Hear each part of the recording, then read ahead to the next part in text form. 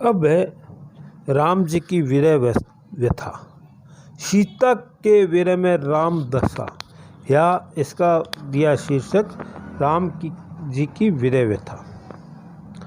जब रावण ये कह कर के निकल जाता है कि 2 मास का समय दिया गया है और राक्षसों को कहता है कि 2 महीने में ये मान जाए तो ठीक है, नहीं तो कैसे भी इसको डरा धमका करके प्रसन्न करें। हनुमान जी से देखा नहीं गया और हनुमान जी क्या करते हैं कि मुद्रिका डाल देते हैं। मुद्रिका डालने पर उस पर क्या है, राम नाम अंकित है। और वो सोचती है कि ऐसी मुद्रिका तो बनाई नहीं जा सकती, तुलसीदास जी ने भी वर्णन किया है। और वो राम के गुणों का वर्णन करते हैं, राम के गुण गाते हैं हनुमान जी, राम के स्वरूप का, नारायण भगवान के हृदय। और फिर वो कहती है सीता कि मेरे सामने आओ कि राम कौन है। यहाँ जो वर्णन किया गया है कि जैसे कोई पुलिस की इंक्वायरी की जाती है, सीता बहुत से प्रश्न करती है और उसके बाद ही पूछती है कि राम क्या है, कौन राम। तो वो कहते हैं दशरथ नंदन। तो कहते हैं दशरथ कौन, तो वो कहते हैं अजनंदन। बहुत सी बातें कहते हैं और वो कहते हैं नारायण है, सारी बातें हैं, वो है, ये मुद्रिका राम ने मुझे दी है। तब वो पूछती है कि आपको कैसे मिली। अब मुद्रिका के संबंध में जो केशव ने वर्णन किया है, पहले सुखदा सिखदा अर्थदा यशदा रसदा तारी, रामचंद्र की मुद्रिका की 2 परम गुरु नारी।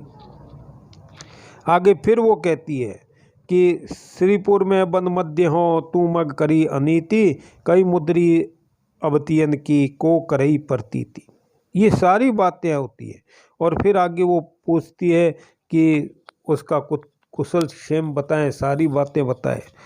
तो उत्तर नहीं देती है। तो सीता कहती है कि हे वीर, ये उत्तर नहीं दे रही है हनुमान। तो हनुमान जी कहते तुम पूछत कई मुद्र के मौन हो, यह नाम कंगन की पदवी दही तुम बिन कहे ये राम। तुम इसको मुद्रिका मुद्रिका पूछ रही हो, लेकिन इसने तो किसकी उपमा पाली, कंगन की, राम की विरह में। कि हे सीते, तुम ही इधर दुखी नहीं हो, तुम ही विरह में व्याकुल नहीं हो, राम भी तुम्हारे ध्यान में तुम्हारे कारण बड़े दुर्बल हो गए। और मुद्रिका को संबोधित करते हुए कहते हैं तुम पूछत क्या मुद्रिके मौन हो, ये नाम कंगन की पदवी दही तुम बिन कहिए राम। तुम मुद्रिका मुद्रिका कह करके पूछ रही हो, ये मुद्रिका नहीं है, ये तो कंगन बन गई। मुद्रिका कहाँ पहनी जाती है, अंगूठी में, और कंगन कहाँ पहना जाता है, कलाई में। तो राम इतने दुर्बल हो गए, जो अंगुली में पहने जाने वाले आभूषण है, अंगूठी है, वो कलाई में पहनी जा रही है। अब आगे राम का फिर वर्णन करते हुए कह रहे हैं, बड़ा सुंदर वर्णन किया है। दीर्घ दरीन बसे केशवदास केसरी, जो केसरी को देखी बंद करी जो कंपंत है, वासर की संपत्ति अलुक जो न चित्तवत चकवा, जो चंद चित्ते चौगुणो संपत है। केका सुनी ब्याल जो विलाल विलात जात घन श्याम घनन की घोरन, जवासो जो तपत है, भौर जो भावत बन जोगी जो जगत रहनी, साकत जो नाथ नाम राम तेरो ही जपत है। अब देखो इसका शब्दार्थ मैं आपको बता दूं। दरीन, दरीन किसको कहते हैं, गुफाएं, बड़ी बड़ी गुफाएं। केसरी के 2 अर्थ होंगे, सिंह शेर और केसर। करीमत वाथी, वासर की संपत्ति दिन का प्रकाश। केका मोर का शब्द, घनश्याम खूब काले बादल, घोरन गरजते हैं, शाकत मत शाक्त शक्ति या दुर्गा के उपासक। अब हनुमान जी को ये लगा कि सीता को विश्वास हो गया, सीता को ये लग गया कि मैं राम भक्त हूँ, राम के द्वारा भेजा हुआ हूँ। तब हनुमान जी कहते हे माय सीते, ये नहीं है। सीता ने जब कहा कि राम मुझे याद करते हैं या नहीं करते, कभी मेरा जिक्र करते हैं या नहीं करते हैं, या राम कैसे हैं, सुखी है, तब वो कहते हैं कि क्या हालत हो गई। मुद्रिका के बाद वो कहते हैं दीर्घ दरीन बसे केशवदास केसरी, जो केसरी को देखी बंद करी जो कंपत है। कि हनुमान जी कहते हैं कि राम जी की विरह दशा का वर्णन ये है कि राम सिंह की तरह बड़ी बड़ी गुफाओं में ही बसते हैं। जिस प्रकार से शेर सिंह बड़ी गुफा में रहते हैं, राम भी बड़ी गुफा में निवास करते हैं। वन की शोभा नहीं देखते, वन में बाहर नहीं निकलते। क्यों? क्योंकि केसर की क्यारियों को देखकर ऐसे भयभीत होते हैं जैसे जंगली हाथी सिंह को देखकर डरता है। क्योंकि केसर की क्यारियों को क्यों नहीं देखते? क्योंकि तुम्हारी याद आ जाती है सीते। जो वस्तुएं संयोग में सुखदाई होती है वो वियोग में दुखदाई हो जाती है। और फिर कहा दिन का प्रकाश उसी तरह नहीं देखते जैसे उल्लुक पक्षी, दिन का प्रकाश उन्हें अच्छा नहीं लगता। और चंद्रमा को देखकर चकवा से भी अधिक चंपते हैं, व्याकुल होते हैं, कांपते हैं। मोरों का शब्द सुनकर सर्व की तरह कंदराओं में छिपे रहते हैं। और काले बादलों की गरज सुनकर जवाशे की भांति जलते हैं। भंवर की तरह चंचलित चित्त वनों में घूमा करते हैं। रात्रि को जोगियों की तरह जागते हैं, रात्रि को नींद नहीं आती। और शाकत की तरह शक्ति पूजा देवी की उपासना करने वाले तुम्हें अपनी इष्ट देवी समझ सदा तुम्हारा ही नाम रटते रहते हैं। अब यहाँ देखो कि जो आरोप किया गया है केशव पर जो कहते हैं ना कि कठिन काव्य का प्रेत है, मार्मिक स्थलों की पहचान है। बासर की संपत्ति उल्लुक जो न चित्तवत, चकवा जो चंद चिते चौगुनो चपत है।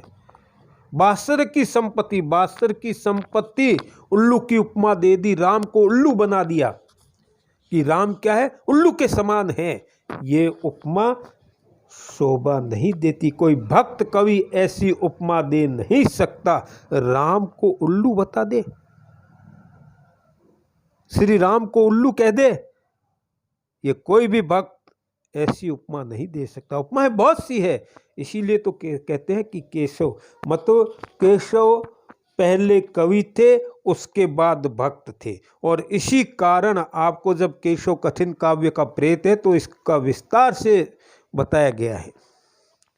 और वो कहते हैं कि कहने का भाव ये है केशव का कि वो दिन में भी बाहर नहीं निकलते, उनको दिन भी अच्छा नहीं लगता है। अपने कहते हैं ना वियोग में ना रात, दिन में सुख है और ना रात को चैन है। अब वो कहते हैं कि जिस प्रकार से चकवा और चकवी का ये है कि वो दिन में मिलते हैं और रात्रि में बिछुड़ जाते हैं, उल्टा है। चकवा और चकवी का क्या है, दिन। और चंद्रमा को देख चकवा से भी अधिक चंपते हैं, कांपते, व्याकुल हो जाते हैं। और मोरों का क्या है, केका सुनी व्याल जो विलात जात घनश्याम। केका को सुन, मोरों का शब्द सुनकर शरब की तरह कंदराओं में छिपे रहते हैं।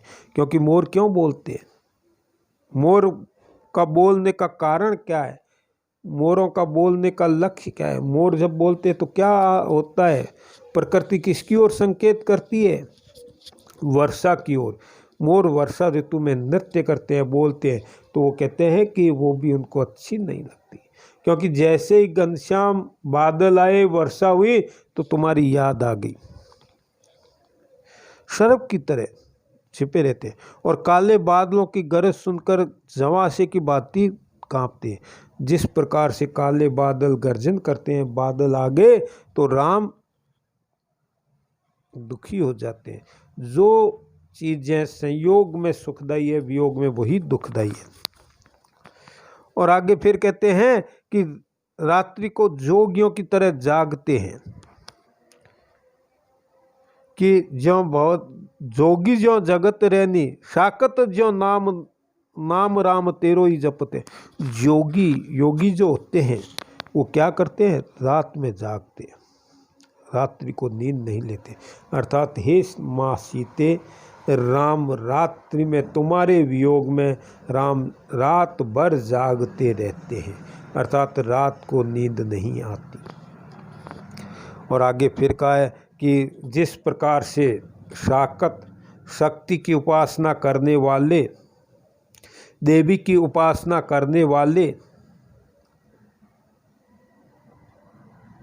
वो सदा देवी का ही नाम रटते रहते हैं, उसी प्रकार राम आपका ही ध्यान करते रहते हैं। हे माते सीते, जो आपने पूछा कि राम मुझे याद करते या नहीं, उनकी दशा तो ये होगी।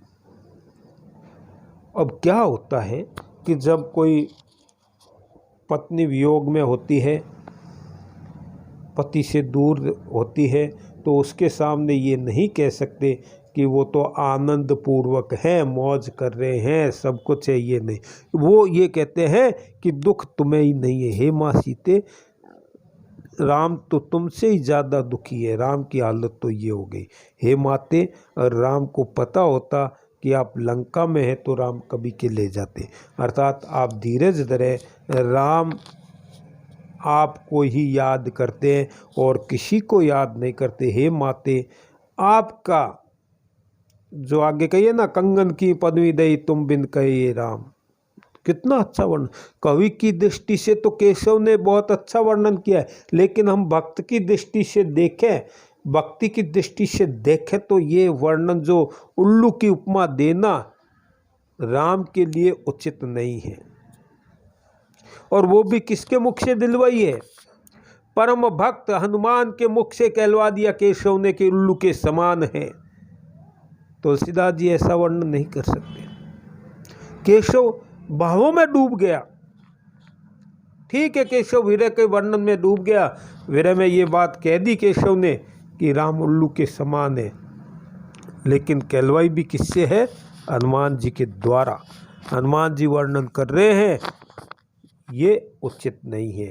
केशव जैसा कवि ही ऐसा वर्णन कर सकता है, भक्त कवि ऐसा वर्णन नहीं कर सकता, क्योंकि कहा गया है अलंकारों के चक्कर में केशव ने अपनी कविता को बिगाड़ा। अलंकारों के चक्कर में केशव ने अपनी कविता को बिगाड़ दिया कि कहाँ अलंकार आए, कौन सा अलंकार आए, अच्छा अलंकार आए, उसके चक्कर में केशव ने कविता को बिगाड़ा है। तो यहाँ हम कह सकते हैं कि राम की जो उपमाएं दी गई है वो उपमाएं ठीक नहीं है। और ठीक है, उपमाओं का पुष्ट उल्लेख अलंकार है इसमें, लेकिन राम को उल्लू के समान बता देना क्या उचित है? क्या मर्यादित है? क्या कोई भक्त कवि ऐसा सोच सकता है? और वो भी हनुमान जी के मुख से ऐसी बात सोच सकती है? नहीं। अब उपमा के चक्कर में, इसीलिए कहते हैं कि उपमा के चक्कर में केशव ने कविता को बिगाड़ा। अब हम आगे जो है रावण हनुमान संवाद आप ध्यानपूर्वक करें, व्याख्या की दृष्टि से और प्रश्न की दृष्टि से महत्वपूर्ण है ये, वो जो है अब आगे आपको वीडियो में कराया जाएगा।